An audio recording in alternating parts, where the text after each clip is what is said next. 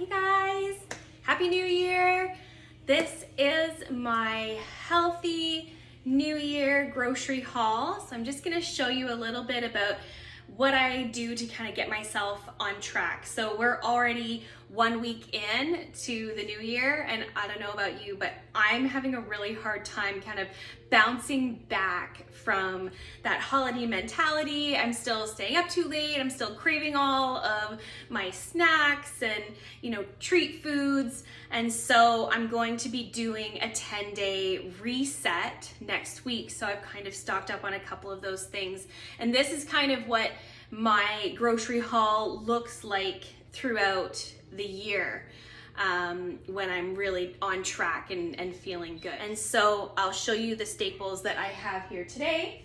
We would start with coffee. Coffee is number one. So we are mostly dairy-free in this house, and so this is a must for me for my coffee in the morning. So the Silk Half and Half, it's coconut and oat based, and it has like a really nice creamy texture for your coffee, and there's no sugar added. So if you're intermittent fasting, you can still put that in your coffee.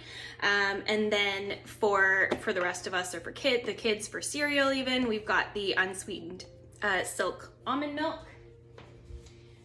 And then got some canned goods here. So I also like to buy a can of coconut milk, so you can use that for desserts or for sauces, that kind of thing. So that's really good to have around. Chickpeas, so we make a lot of our own hummus, or you can roast these in the oven for snacks or topping on salad. And then a good mixed bean, whatever you like, for chilies or soups or stews, because they're just really great to make this time of year. And then I also get a couple cans of tuna, which are a really nice lean protein kind of go-to. So speaking of protein, we always pick up a fish. Now this week the whitefish was on sale, but I normally like to get a nice oily fish, like salmon or trout or something like that.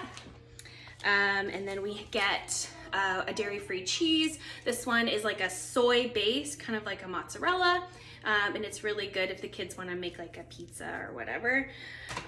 And I also have extra firm tofu, non-GMO, and this is really nice if I like to get the extra firm and squeeze out all of the liquid, and then you can put it in either the oven, a really high heat, make it nice and crispy, or you can do that in the frying pan as well. So I can't forget snacks. Even when you're trying to clean everything up and make your diet as healthy as possible, you're still gonna want a snack. And we're kind of just coming down from the sugar high and all the salty treats. So when it comes to my sweet tooth, I like to get some really nice dark chocolate. This one has hazelnut as well. And then for salty cravings, I tend to go for something like pickles or olives, lower in calories and fat and carbs, but it still is very satiating and salty flavored, which I like. When it comes to produce in the winter time, what I buy fresh, I try to get as local as possible. So that can make it kind of interesting, trying to find what you're looking for in the stores.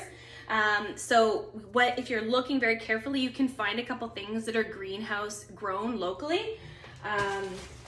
So cucumbers, and I try to buy them in a nice big bag like this. It just saves on money. But these were grown in a greenhouse, nice and close by, as well as snap peas. So I try to have these on hand for easy snacking, stuff like that. And another thing you can find greenhouse grown is tomatoes. So I tend to buy some small snacking tomatoes, as well as some on the vine for sandwiches, that kind of thing. So those are really good to have. If you're lucky, you can find peppers greenhouse grown as well, but if you can't I still try to buy them in bulk. They just seem to be better priced this way. And you know what? I used to feel bad about spending money on, you know, more expensive items like bell peppers or citrus fruits, that kind of thing. I don't feel bad anymore because you can spend like $5 on a bag of chips and eat it in one sitting. So I don't feel bad anymore about buying foods that are good for me, that at first feel like they're just a little too expensive. But there's different ways that you can kind of save on those. So buying in bulk and eat them, you're gonna feel great. So I do that with mushrooms as well. I buy them in bulk like this. This is like, they call them the naturally imperfect. Doesn't really matter. I have those. Carrots too. These are Canadian. And I try, like I said, to get vegetables that are still kind of like grown in the area, stored. So winter veggies, like the carrots, like the cabbage, got parsnip, and some squashes. So these are really good for soups and stews. The spaghetti squash is a really good alternative to pasta. You can put your pasta sauce on there. Really, really good. And so for fruit, I don't buy super high sugar fruits. So I try to stick to dark berries for fresh fruit. And like I said, in a bigger container if I can. Usually they're on for a good deal, so blueberries and blackberries. I do, like I said, buy some citrus fruits for water or for salad dressings or seasoning for fish, that kind of thing. So I like to have some of these on hand. My kids really like grapefruit as well. And a pomegranate, just because it's fun to open up and pop out all the seeds. They're really, really good on salads, that kind of thing. Now bananas are a higher, I just lost my my other bunch of bananas. But for the kids really enjoy having the bananas. So normally I buy 2 of these. And then whatever we don't finish, I bake with or we put in the freezer. They're really nice to have for smoothies. So, speaking of smoothies, I buy a lot of frozen fruits, and I still try to stick to that rule of like lower sugar. So blueberries are a really big one for me, but peaches, because you can't get them in season right now, I get those frozen and throw them into smoothies. I like to sneak cauliflower into smoothies as well, so I always buy some frozen cauliflower. And either some frozen spinach or kale. You can throw that and you never notice it in your smoothies either. Now when I haven't been able to find, you know, some good local veggies, or you're craving some of your summer veg, like asparagus, stuff like that, I try to find a mix, something like this, or broccoli. I like to buy like this unless it's on sale. So I don't shy away from the frozen veggies. I used to, but you know, 5 kids along and you're like, okay, maybe just like a bit of frozen veg, and then you know, you'll eat it, right? So I don't say no to that anymore. I also make sure I have a bunch of lettuce. So I think this comes in like a 6-pack of romaine. I used to buy mixed green lettuce all the time and it would go bad.